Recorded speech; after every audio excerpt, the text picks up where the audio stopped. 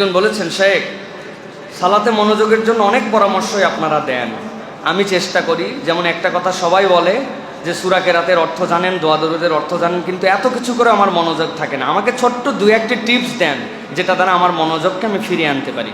প্রিয় ভাইয়েরা, আমি আপনার জন্য বলবো 3টা কাজ করেন।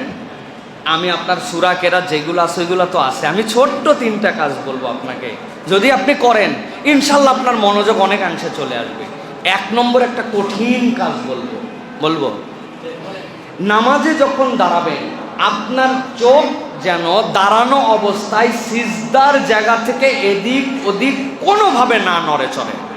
মনে থাকবে 1 নম্বর কাজ, এদিক তাকায় ওদিক তাকায়, সামনে মাথা উঁচু করেন, সিজদার জায়গাতে দাঁড়ানো অবস্থায় আপনার চোখ থাকবে। রুকুতে গেলে 2 পায়ের মধ্যে, কঠিন কাজ। দেখেন আপনি আপনার নামাজ 50% ঠিক।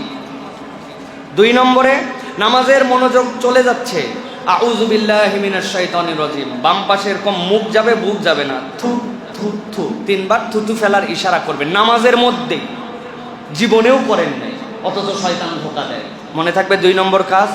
3 নম্বর, রুকু এবং সিজদায় 7 তাসবিহ করবেন। 7 তাসবির নিচে রুকু সিজদা করবেন না।